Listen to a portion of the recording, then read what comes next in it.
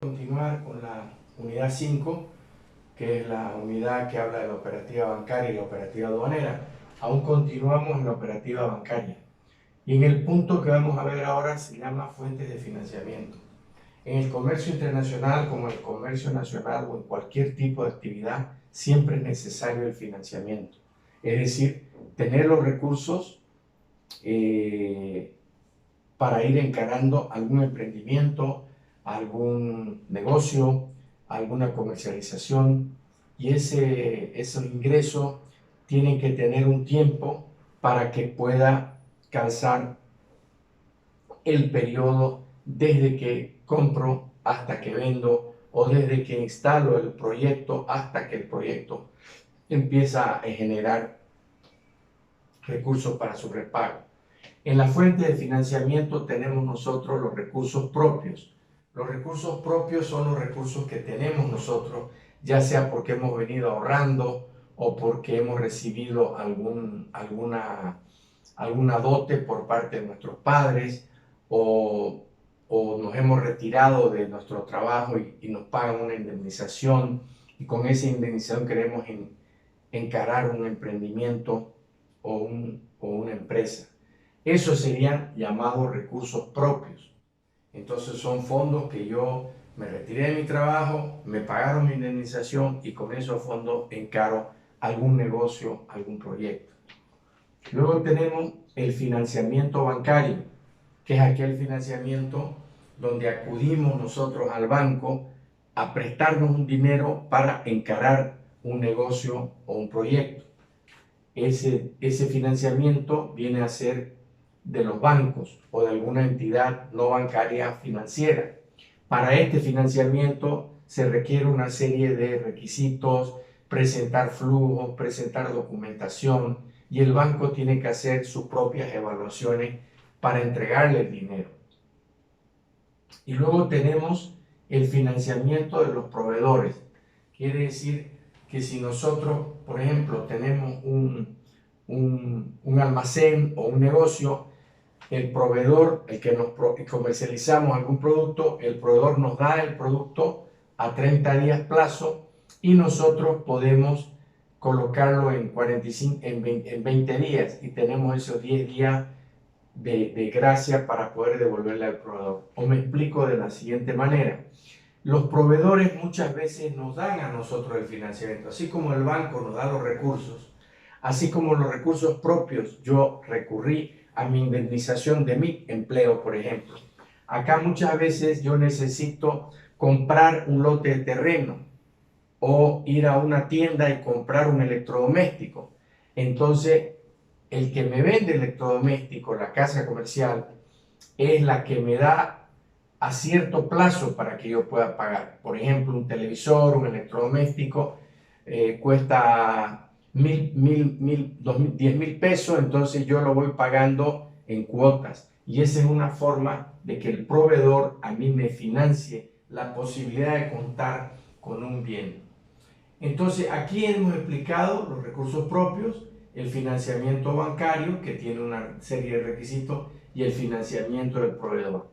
Existe otro financiamiento que no lo vamos a tocar acá, que es el financiamiento que viene del mercado de bolsa, del mercado bursátil o del mercado de valores, que es un otro tema y que se aplica más a financiamiento de grandes emprendimientos, ¿no? Por ejemplo, las AFP son financiadoras de ciertos proyectos grandes como ingenios azucareros que le han prestado dinero y eso le genera a la AFP una utilidad. Pero ese es un tema aparte que no lo vamos a tocar en este punto. En el financiamiento es muy importante y principalmente en el comercio internacional jugar con un financiamiento combinado, es decir, parte del comercio internacional. Si nosotros somos importadores y traemos una mercadería, hay un tiempo desde que la mercadería es fabricada hasta que la mercadería es terminada y hasta que la mercadería llega a nuestros almacenes. Entonces hay un tiempo. Todo esto de acá implica un tiempo en días. Entonces, Esa situación implica que desde que yo pido al fabricante en el exterior un producto, el fabricante se va a tomar el tiempo de preparar el producto en 10 días. Desde que el fabricante despacha la mercadería, cuando ya está terminada la mercadería, que sería este punto, la despacha y tiene que viajar por lo menos 20 días. Eso es un ejemplo así. Hasta que llega a nuestro almacén en 20 días. Y luego tenemos el tiempo hasta que vendemos. Desde aquí el tiempo hasta que vendemos. Y aquí tenemos otro tiempo más de ventas que pueden ser 30 días o 60 días. Entonces, como vemos, nosotros tenemos 10 días desde que fabrica y entrega la mercadería, 20 días hasta que llega a nuestro almacén y 30 días o 40 o 60 días hasta que puedo yo venderla y cobrar. Entonces, como ven, son 10, 20, 30 y 30, 60 días.